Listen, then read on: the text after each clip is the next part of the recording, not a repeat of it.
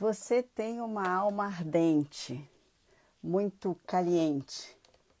No entanto, ninguém vem se aquecer nela. O que você faz? Você continua alimentando a ardência, a chama da sua alma, ou você deixa ela se apagar? Eu vou fazer a pergunta de novo. Você tem uma alma ardente, mas ninguém vem se aquecer nela. O que você faz? Você continua alimentando a sua alma ou você deixa ela se apagar? Essa é a pergunta que a Vênus em Áries faz. Deixa eu arrumar aqui o celular que ele tá. Isso. Essa é a pergunta que o Van Gogh fazia de outra maneira. A gente trabalhou muito ontem com o Van Gogh na Vênus em Peixes, mas também é uma pergunta que ele, quem tem Vênus em Fogo, faz. O que você vai fazer? O que você vai fazer para alimentar o calor, a chama da sua alma? Você vai deixar à mercê que os outros cuidem, mesmo se ninguém vem se esquentar nela, ou você vai tomar uma atitude e vai mantê-la acesa, vai mantê-la viva e com vontade de seguir a existência?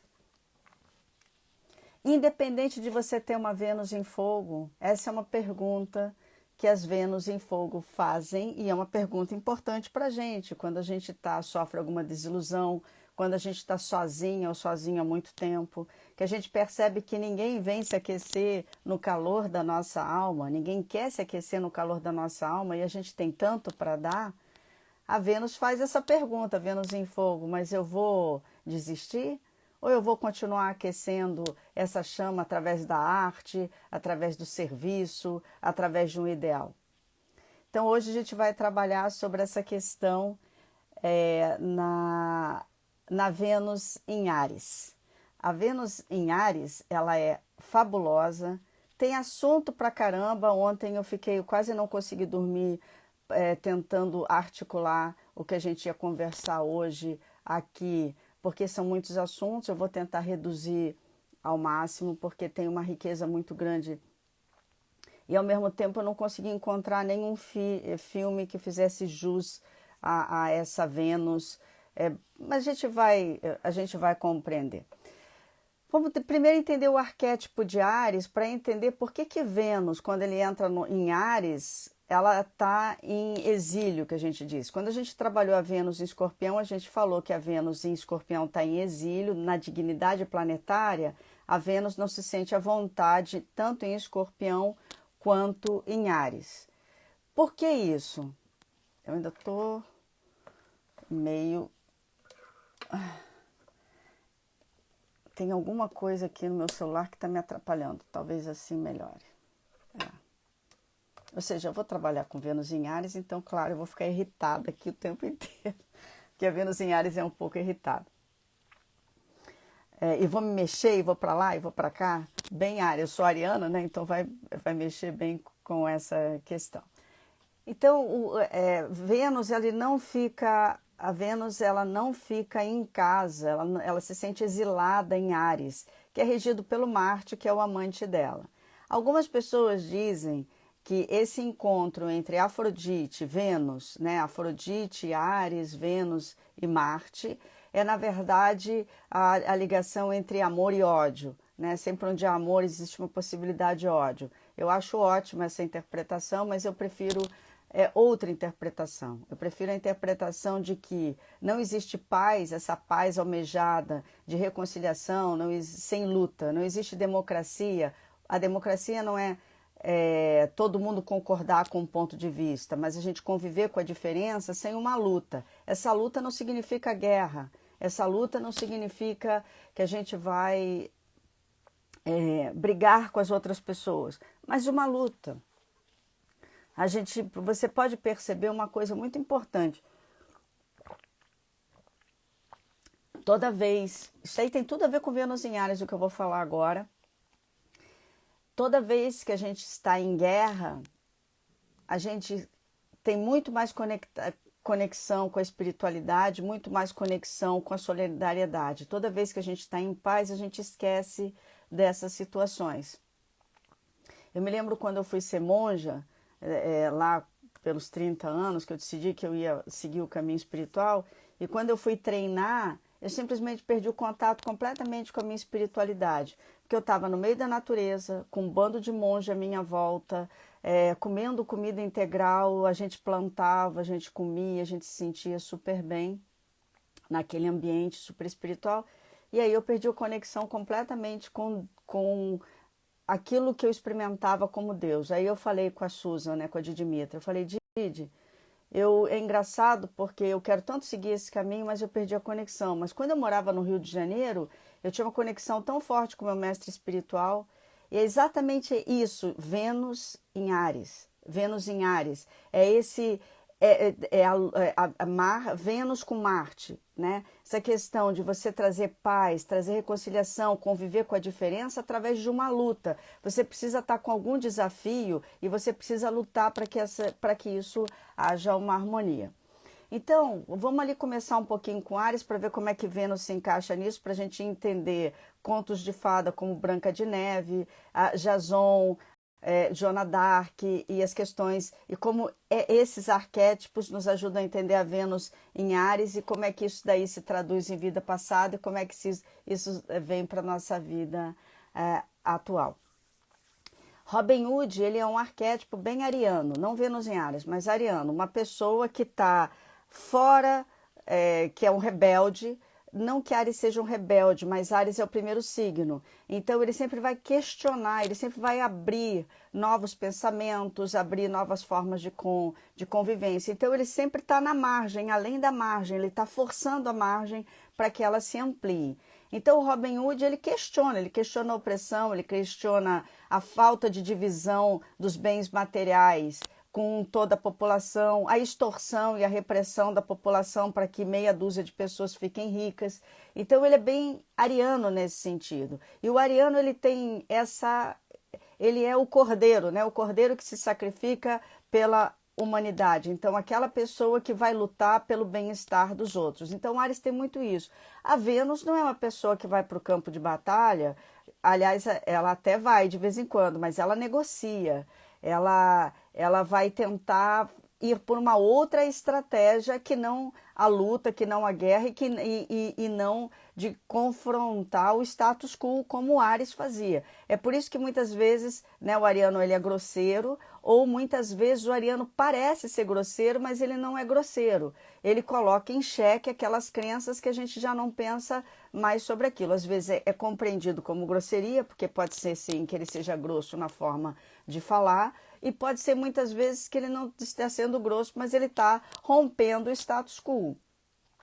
Agora você imagina a Vênus toda trabalhada na doçura, na diplomacia, nas mediações, num signo que vai trabalhar o tempo inteiro confrontando o status quo. Então ela não se sente em dignidade, ela se sente exilada nesse signo. Então a mulher que nasce com uma Vênus em Áries, ou um homem que nasce com uma Vênus em Áries, o tempo inteiro ela está questionando o status quo e questionando o papel da mulher no mundo. Mas é isso mesmo que vocês querem que eu faça? É esse o papel que eu tenho que está fazendo? Será que é isso mesmo? Será que está com justiça no mundo? E o homem também. O homem também questiona. No lado positivo, Robin Hood, tá? Porque quando vocês forem ver o mito de Jasão, é o lado negativo do Áries e de uma Vênus entrando em Áries. Então, quando um homem tem essa Vênus, ele vai questionar também, será que a mulher ela não pode ser independente? Se tem um pai, né, com Vênus em Áries, ele vai trabalhar para que as filhas dele sejam independentes. De uma forma negativa vai dizer nunca dependa de um homem, porque eu já falei isso em algumas lives, que essa frase ela é anti-casamento, né? Nunca dependa de um homem. Ora, o casamento é uma mulher dependendo de um homem dependendo de uma mulher emocionalmente. E se isso daí se traduzir em algum momento em dependência financeira, desde que ninguém use esse poder financeiro, essa dependência financeira da outra pessoa como forma de poder sobre outra pessoa, tá tudo bem. Agora, quando essa dependência que a outra pessoa tem, né, da gente, e a gente começa a manipular isso como forma de poder, aí começam-se os conflitos. E é por isso que algumas vezes alguns pais, algumas mães, por terem visto seus pais passando por esse problema, falam para as filhas, não dependa de nenhum homem. Porque ela tem na lembrança, puxa, minha mãe sofreu tanto, queria se separar do meu pai, ela sofreu tanto, então eu vou educar minha filha para não passar por isso. E isso daí pode ser também um arquétipo de Vênus em Áries, não dependa de ninguém, que vai dar um conflito muito grande na pessoa que tem Vênus em Áries, caso ou não caso. Mas a gente vai ver isso de uma forma mais sofisticada na hora que a gente chegar ali no Jason. Que, aliás, na hora não, que é agora que a gente vai falar sobre o Jason. Nesse mito, ele descobre que ele quer, que tem um cordeiro, né, de ouro, e ele quer ir atrás. Ele vai com os argonautas e passa. E é praticamente impossível pegar esse cordeiro com pelos de ouro, né, dourado, mas ele consegue vencer todos os obstáculos. Isso daí é um Áries. O Áries vende todos os obstáculos para chegar à meta dele. Ele tem essa impulsão. Olha a pergunta da Vênus em Áries, né? Você tem uma chama ardente e ninguém se aquece nela. O que você vai fazer? Você vai mantê-la acesa ou você vai deixar ela se apagar? A Vênus em Áries vai dizer, não, vai deixar acesa.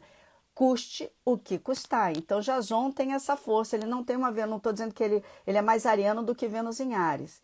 E quando ele para chegar neste objetivo, ele se enamora da Medeia, e a Medeia faz tudo para ele, né? Dá tudo, inclusive vai contra a própria família para que ele consiga atingir seus objetivos. E quando ele então atinge seus objetivos, ele descarta completamente a mulher que o ajudou. Ele não a contempla, ele não a favorece, ele inclusive troca ela por uma mulher mais nova.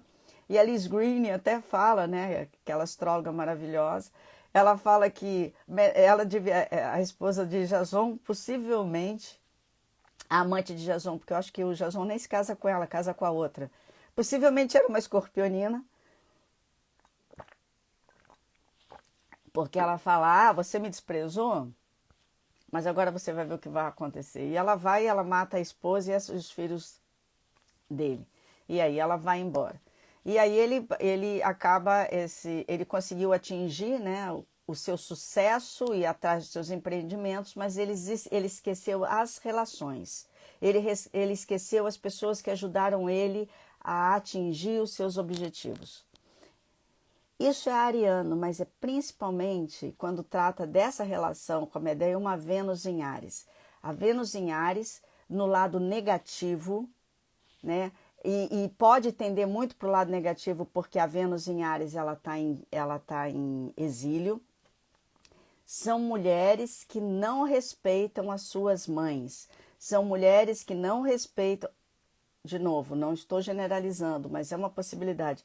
São mulheres que não respeitam as suas filhas. São homens que não respeitam as mulheres.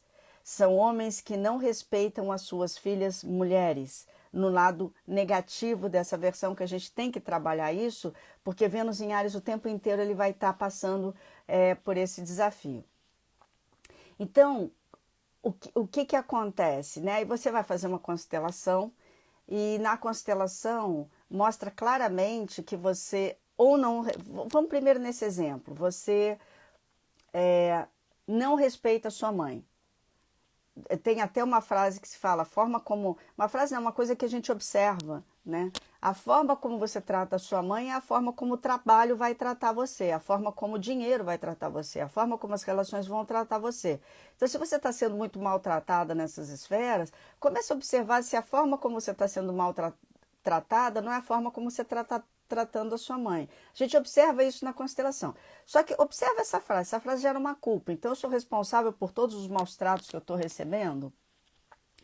Não é isso que o Hellinger mostrava e não é isso que a constelação está querendo dizer, buscar culpados ou justificar a tristeza que uma pessoa está passando. Mas o que está mostrando que tem algo na relação primordial, que a gente está trabalhando o tempo inteiro com relação a Vênus, que tem a ver com mãe, com mulher, com irmã mais velha, tem algo na relação lá na infância com a nossa mãe que vai marcar as nossas relações posteriormente. A gente vai fazer uma transferência das experiências que a gente teve na infância para outras situações na nossa vida adulta. Então você chega numa constelação e você percebe que você se acha melhor do que a sua mãe, maior que a sua mãe. Você pode até ser melhor que a sua mãe, mas a questão é que você a julga e a menospreza. Ok, você pode, e você percebe isso e você para de fazer isso e você começa a tratar bem a sua mãe. Mas aí você tenta se aproximar da sua mãe e aí você descobre que a sua mãe trata você mal, né? Ela tem um problema com a mãe dela e ela também trata você mal. Então são mulheres que estão tratando mal outras mulheres, estão competindo demais entre si ou estão desqualificando muito o feminino. Ah, nascer mulher é uma tragédia porque a mulher sempre vai passar por tanto sofrimento. Ou eu tô com tanta raiva da minha mãe, quando eu olho a minha filha, eu transfiro a raiva da minha mãe que eu tenho lá na infância para a minha filha e vou exigir que a minha filha me trate. Vou fazer todas as exigências que eu fiz com a minha mãe, eu vou fazer na minha filha. E a filha começa a ficar com raiva e começa a brigar com a mãe. Enfim, essa menina, essa mulher que aprendeu a respeitar a mãe, chega esperançosa perto da mãe. A mãe melhora um pouco depois que a gente faz constelação, tem uma melhora, mas percebe que conviver demais com a mãe começa a ativar nela de novo uma raiva muito grande. E aí ela fica, prestem bem atenção nisso, ela fica assim: me aproximo da minha mãe ou me afasto da minha mãe? Eu baixo a cabeça para minha mãe ou eu me defendo de novo ficando maior do que ela? Ela fica assim, ó, para lá, para cá, para lá, para cá. Isso daí é a característica de uma Vênus em Áries. Ora eu quero um relacionamento, livre, Vênus. Ora eu quero a minha independência, Marte, Áries. Ora eu quero me aproximar, ora eu fico com raiva. Ora eu quero depender, ora eu não quero depender de ninguém. O tempo inteiro Vênus em Áries está fazendo ida e volta, ida e volta, ida e volta. Então quando ela chega, isso daí vamos transferir para uma relação de casal. Ela chega para um homem e ela está apaixonada por esse homem e ela tem aquela experiência com a mãe. Ela é apaixonada pela mãe, mas a mãe a ataca, ela fica com raiva. Então ela é apaixonada por um homem e daqui a pouco ela ataca aquele homem. A gente pode interpretar isso também como um ânimos negativo se a gente fosse pela perspectiva junguiana. Eu não estou indo por aí, não. Eu estou indo nessa outra possibilidade de ataque do masculino, quando a pessoa, essa pessoa ela não está olhando para um homem, está olhando para a mãe no homem. A primeira relação de amor que ela teve, que é com a mãe, foi machucada dessa forma, então ela faz uma projeção no homem dessa forma. Então, a Vênus em Áries tem uma tendência de ataque muito forte ao seu companheiro. Chega uma hora que ela se irrita muito. Portanto, ela vai preferir um homem mais combatente, um homem mais forte, para botar um limite nela, né? Para que botar um limite nela não no sentido de poder ou no sentido de eu sei mais do que você, mas para falar, opa, calma aí, não é bem assim. Para de projetar em mim as tuas questões. Ela vai preferir uma relação assim do que um homem que seja submisso demais. Porque ela está precisando reconciliar alguma coisa com a mãe dela. Mas, de qualquer maneira, a relação vai ser muito agressiva dessa forma, né? No caso de um homem, é um homem que vai, como Jasão, desqualificar a mulher. E a gente vê muitas vezes isso, né? Um homem que trabalhou com a sua esposa durante anos, eles fizeram uma fortuna, e a mulher fez de tudo para esse homem crescer e ganhar dinheiro. De repente, a empresa que eles construíram está tudo no nome do homem. Ou ele começa a cuidar de toda a parte financeira e a mulher não sabe de nada disso. Chega um momento que ele começa, descarta ela e vai querer casar com uma outra moça mais nova, mais jovem, que vai usufruir de todo o que ela ajudou ele a construir. Isso daí é muito Jasão, né? Esse arquétipo de um homem que desconsidera a mulher, de um homem, isso aí ariano, né? De uma possibilidade de uma versão negativa de Áries, né? Mas ao mesmo tempo, eu sou ariana, tá? Então eu percebo muito essas questões dentro de mim. Como é que eu trato a minha mãe? Como é que eu trataria uma filha? Como é que eu trato as mulheres? Como é que qual é a minha questão com romper paradigma e não ter medo de romper paradigma, independente das pessoas falarem para mim, você é muito forte, você foi grosseira. Muitas vezes eu posso até ser grosseira, mas na maioria das vezes é que eu cutuco uma parte que ninguém está preparado para ser cutucado. E não é porque eu fui grosseira ao falar, mas é porque não se pode mexer ali. Então, Áries tem muito isso. E uma Vênus em Áries no homem vai ter pode ter esse lado negativo de falar assim, olha, não dependa de ninguém, minha filha, ou de usar uma mulher e depois sair fora e desqualificar toda a força dela, ou um homem que valoriza muito uma mulher independente, mas muitas vezes valoriza tanto a mulher independente que na hora que ela tem um filho e que ele poderia estar cuidando melhor dela, ele fala assim, volta logo para trabalhar. Volta logo para trabalhar porque tem que entrar dinheiro em casa. E aí ela fala, só um minuto, amor, o nosso contrato foi que quando a gente tivesse filhos eu ficaria mais em casa para viver essa maternidade e para viver esse período da nossa criança e você bancaria tudo. Mas aí o homem não aguenta isso e já bota ela, não, tem que nós dois tem que ganhar dinheiro. Ele fica competindo com ela. Também um homem canceriano, um homem com uma Vênus em câncer também pode fazer esse tipo de competição, mas tem muito a ver também com essa questão de Vênus em Áries. Vamos trazer isso para um conto de fada para depois a gente ir lá para a vida passada, tá? Branca de Neve. Na Branca de Neve, e aí vocês vão entender uma outra coisa que está por trás dos maus tratos masculinos em cima das mulheres e como esses maus tratos também podem acabar influenciando como a mulher vai maltratar outra mulher. Eu não estou dizendo que uma mulher por si só não possa maltratar outra mulher. Eu estou dizendo que às vezes tem uma coisa também com a participação do pai ou do marido para que isso aconteça. Então vamos ali.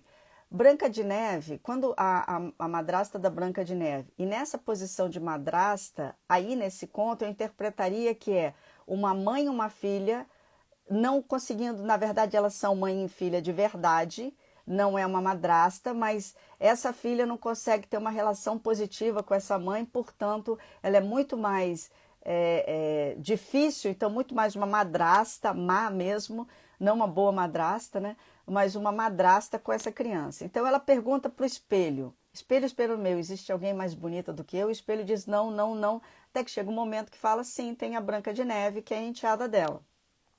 Ou a filha que ela fica competindo o tempo inteiro, ou a filha que compete com ela o tempo inteiro, porque está identificada inconscientemente com a primeira namorada do pai que foi desprezada, então fica ainda trazendo para dentro da família a memória daquela primeira namorada que foi desprezada para o pai para ficar competindo com a mãe.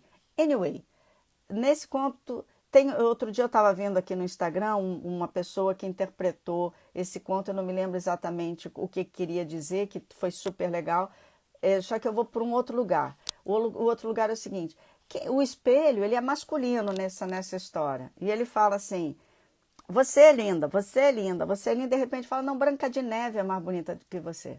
Quem é? Quem é essa pessoa? Olha a história do Jazão. Ah, você é linda, maravilhosa, me ajuda a conseguir o status que eu quero, tá bom, tá bom. Daqui a pouco ele fala, não quero mais você, eu quero aquela mais novinha ali, ó. É o marido, né? O marido, ele se cansa de paquerar, o marido para de cortejar a mulher, ele para de dar atenção para ela e ela começa a ficar muito rancorosa, muito ressentida. Ela, espelho meu, você se aquecia na minha chama, na chama da minha alma. Você se aquecia no nosso quarto de amor e agora você parou de querer se aquecer do meu lado. Espelho meu, quem é a mulher mais bonita do mundo, né? É você, é com você que eu quero me deitar, é com você que eu quero fazer minha vida, é você o grande amor da minha vida. E num momento ele chega e olha para ela e fala assim, ela perdeu o encanto, ela envelheceu. Ah, o meu trabalho é mais interessante. Ah, nasceu a minha filha. Minha filha é parecida comigo. Minha filha é muito melhor do que ela que está envelhecendo. Minha filha é muito melhor porque ela me entende mais porque nós temos um problema no casamento. Então esse pai, ele começa a flertar com a filha no sentido não incestuoso, que aí a gente iria para um outro conto de fada onde existe realmente um perigo da criança está sendo assediada pelo pai ou pelo padrasto, mas no sentido de jogar todas as expectativas e as frustrações dele com relação à esposa em cima da filha. E aí a madrasta, ela fica enfurecida e vai envenenar a Branca de Neve. E aí nisso daqui é envenenar, e a Branca de Neve, né, ela come e ela fica e ela dorme e vem um homem, como eu contei na primeira vez, na primeira live, que a Vênus ela ressuscita a gente dos mortos, porque é o amor, né? O amor ele cura. O Freud falava isso, né? A psicanálise é é feita com amor. Eu não me lembro exatamente a frase do Freud, mas a psicanálise ele é um tratamento pelo amor. Então é o beijo que ressuscita, e vem um príncipe e ressuscita o sono eterno da Branca de Neve, faz com que ela reacenda a sua chama. E reacende a sua chama de um homem, quando um homem trata bem uma mulher, e quando a mulher também busca a chama dentro dela. Mas também o que eu estou mostrando é como é que essa. Por que eu estou trazendo muito homem nessa Vênus? Porque a Vênus está num signo ariano que é muito masculino. Então é uma questão do relacionamento entre um homem e uma mulher também. E essa luta que ela vai ter dentro dela de ter uma vida mais independente, muitas vezes ser criticada por ser mulher, ou muitas vezes ter um homem que a desqualifica e faz com que ela se sinta menos diante de outra mulher, criando uma disputa entre mãe e filha, entre duas amantes, fazendo com que as mulheres briguem entre si. Então, ela recebe o beijo de um príncipe, mas principalmente depois a bruxa morre, né? No filme ela acaba, no filme não, no conto a bruxa acaba morrendo. Mas esse não é a solução para Branca de Neve. O beijo do príncipe é a solução no sentido dela se permitir ser amada por alguém e ser curada através de uma pessoa que a ame. Mas também tem uma outra solução, que é ela entender, é falar para o pai, né? Numa constelação mitológica, se alguém chega para mim.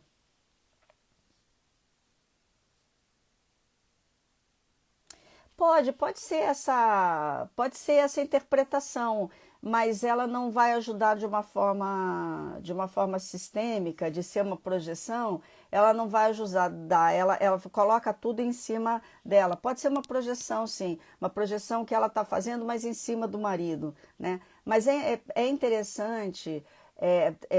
Eu não queria ir por essa coisa mais de uma interpretação mais individualista do conto, no sentido de botar que está tudo dentro da subjetividade dela, porque aí a gente perde uma dimensão sistêmica, a dimensão das relações. A nossa. Se você perceber, a gente sempre está reagindo a alguma coisa. A gente não é só feito das nossas subjetividades. A nossa subjetividade ela é construída nas relações. Então, quando a gente empresta para o espelho como se ele pudesse ser uma pessoa, a gente não está transferindo a responsabilidade dessa pessoa se transformar num a gente não está transferindo isso para culpabilizar um homem, mas a gente está dizendo, tem uma gênese, aconteceu alguma coisa. Constelação o tempo inteiro, por que ela traz tanta paz na alma? Porque o tempo inteiro ela fala, olha, essas condições que aconteceram têm uma gênese. Tem algo que aconteceu que levou aquilo. Quando você entende a gênese e você muda o padrão dessa gênese, o comportamento ele muda também. Então, a solução é quando a Branca de Neve, ela olha para o pai dentro dela e fala assim, papai, a mamãe é melhor do que eu para você. Quando o homem olha para a esposa, minha filha está brigando demais com a minha esposa, minha filha está me atacando muito, eu tenho, todas as vezes que eu vou namorar uma mulher, todas as mulheres brigam porque eu tenho uma relação muito forte com a minha filha. Aí ele vai lá e aí a constelação assim, comece a olhar para as mulheres que você namora com mais respeito e com mais carinho. E isso, quando o homem começa a fazer isso, ele para de fazer com que uma mulher do lado dele vire uma bruxa para ele. Então, é importante a gente ver essa gênese, embora com certeza isso tenha a ver, pode ser uma projeção, isso tem, a gente pode interpretar por aí e vai dar super certo essa interpretação. Mas nesse caso, eu estou vendo como a Vênus é uma questão de relacionamento, a gente tem que olhar, a gente tem não, eu gosto de olhar a partir dessa compreensão da relação. E por alguma coisa que dá resultado, porque assim, não adianta, você pode passar, não adianta não, É muito mais fácil para uma menina que compete demais com a mãe ou que a mãe compete muito com ela, observar como é que os homens tratam a mãe e não mudar a mãe por conta disso, mas simplesmente se retirar e falar assim: eu deixo com a minha mãe os relacionamentos que ela tem com os homens, eu respeito o feminino dela, principalmente, e eu falo para esses homens dentro de mim: a sua relação, para o meu pai, a sua relação é com a minha mãe. Então retira da menina esse peso do espelho, que é o espelho, que é importante também você entender, o espelho fala para a mãe, é ela, o espelho, ele denuncia, é ela que está tirando o seu reinado. Então quem é essa pessoa que chega para a mãe e faz a mãe ficar com raiva da filha, faz a mãe ficar com raiva da enteada? Vocês já namoraram um homem que tem filho? A filha muitas vezes vem competir com a namorada, não é? Não é, não é. O que a filha está falando para namorada quando, olha, eu tenho um pai, você vai se meter entre eu e o meu pai como uma mulher ciumenta, como a minha mãe fazia, por isso eles se separaram, porque o meu pai destratava a minha mãe e a minha mãe descontava a raiva que ele tinha dele em mim. Você vai fazer isso comigo? Então essa criança ela vai ficar cutucando a nova namorada do pai. Você vai fazer a mesma coisa que a minha mãe e meu pai fizeram comigo? Você vai entrar, você vai me colocar também no meio da briga de vocês? Ou você vai me acolher como uma boa mãe? Essa é a questão do espelho, do triângulo. O espelho ele entra como uma parte, uma quina de um triângulo que dá essa briga. Então, com certeza, essa interpretação de que pode ser um reflexo dela funciona, mas para a gente compreender a Vênus em Áries, eu tenho que ir por esse outro caminho. Enfim, então tem essa questão da Vênus em Áries, ela vai ter essa questão. Então, todo mundo que tem Vênus em Áries, você pode perceber mulheres que têm Vênus em Áries, muitas vezes elas atacam as amigas ou elas são atacadas. Até porque, e agora a gente vai entrar em vida passada, são mulheres absolutamente sensuais. Uma mulher com Vênus em Áries, geralmente ela tem um corpo muito bonito, ou se ela não tem um corpo muito bonito, ela é muito sensual, ela tem uma a gente não consegue tirar o olho das mulheres assim, e os homens também ficam muito enfeitiçados por mulheres com uma Vênus em Áries, elas têm uma questão com a dança muito forte, e a gente vai lá para a vida passada, no Japão, no século XVII, quando tinha o teatro kabuki, que era as mulheres, elas dançavam de forma muito sensual, muito intensa, e ao mesmo tempo, depois das festas que elas faziam, elas também se prostituíam. Na verdade, não é que elas se prostituíam, elas eram forçadas a se prostituir. Portanto, nesses teatros só tinham mulheres, porque essas mulheres elas interpretavam papel feminino e masculino, porque depois elas iriam ser disponibilizadas para outros homens. Aí depois houve leis que proibiram esse tipo de situação, então o kabuki passou a ser só feito por meninos, e esses meninos também eram prostituídos. Aí depois tiveram outras leis, enfim, isso é uma história que vem vindo, e tem um desenho animado. Então, de vida passada, essas pessoas podem ter sido artistas muito poderosas, muito maravilhosas, mas que estimulavam muito o desejo sexual das outras pessoas, e muitas vezes elas não eram respeitadas por conta disso, ou se colocavam em situações de risco, porque as pessoas queriam torná-las objeto do seu desejo, no sentido de controlar ela ou até ganhar dinheiro com elas, né? Pode ser artistas, Robin Hood, né, artistas que eram contratados pelas cortes, pelos nobres e pelos reis para entretê-los. No entanto, quando chegava lá para entretê-los, vinha com um discurso político e desmontava e botava o dedo na ferida do rei, o dedo da ferida do nobre que estava abusando da população.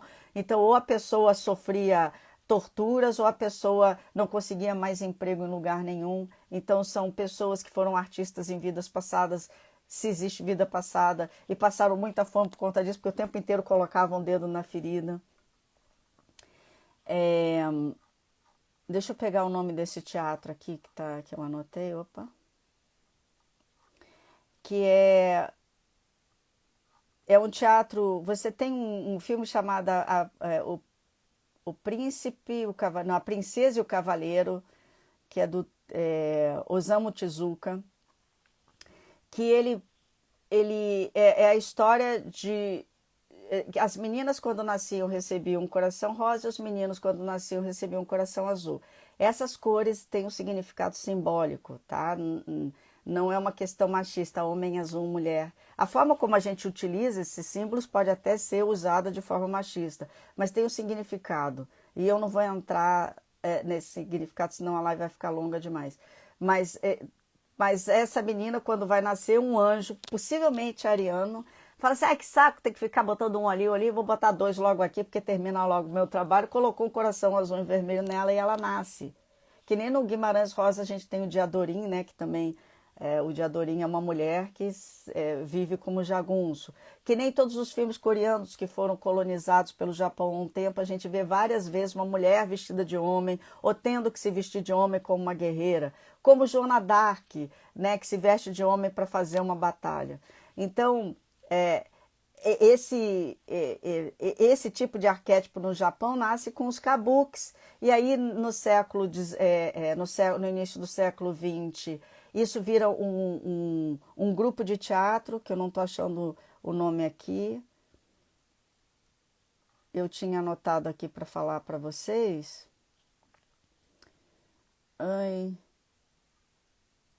Não.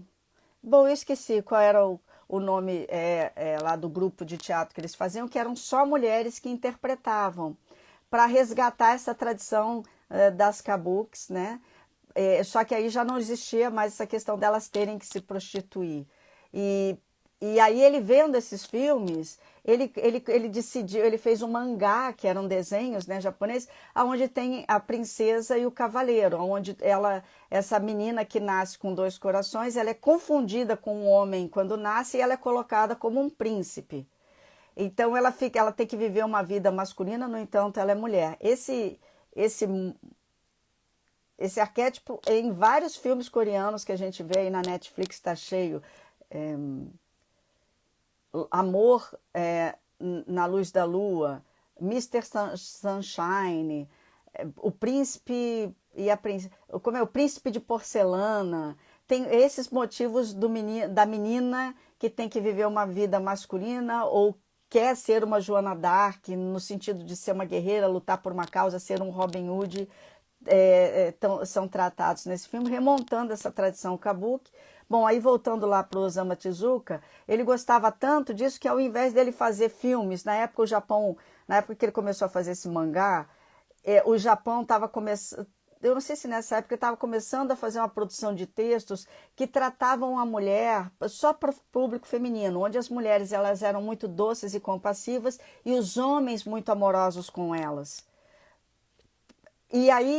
Mas aí ele vai nesse teatro e as mulheres são muito fortes, muito guerreiras, muito sensuais, elas trabalham bem com a sua sexualidade, e aí ele escreve esse texto, que é muito legal, e virou, na minha época, eu vi esse desenho pra caramba.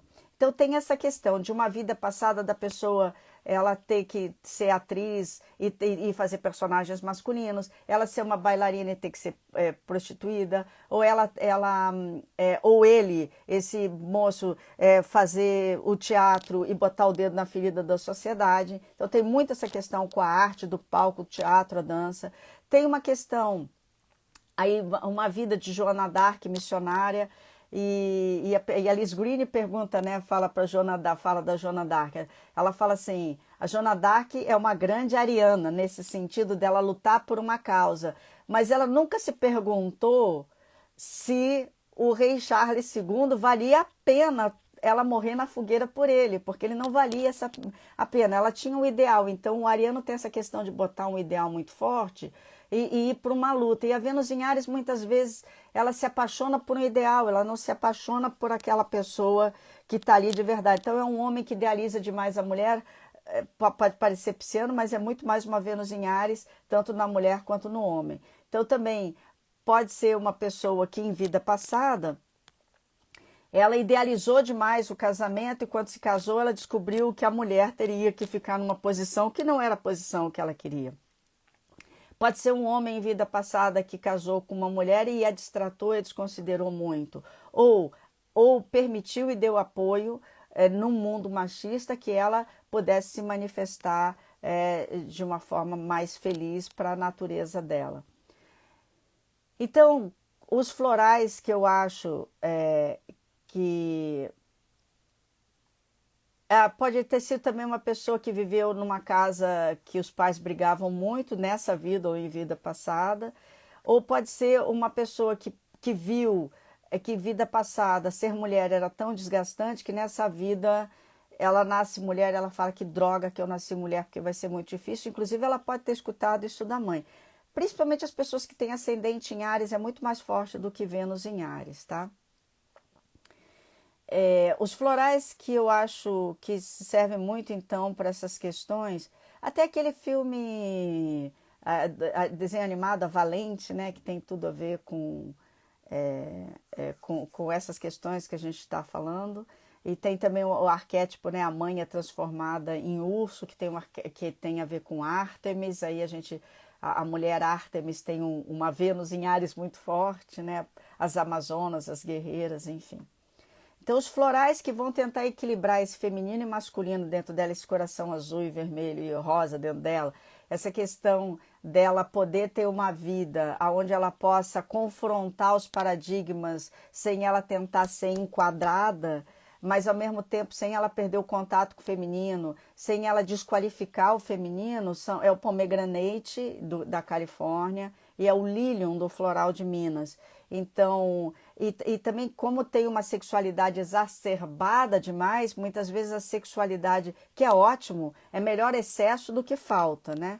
Então, ela muitas vezes ela confunde luxúria com amor. Então, esses florais vão ajeitando, ajustando o Marte e a Vênus dentro dela, vão ajustando a relação dela com o feminino e numa visão de constelação familiar também vão ajustando ela para ela ter uma relação mais positiva com a mãe.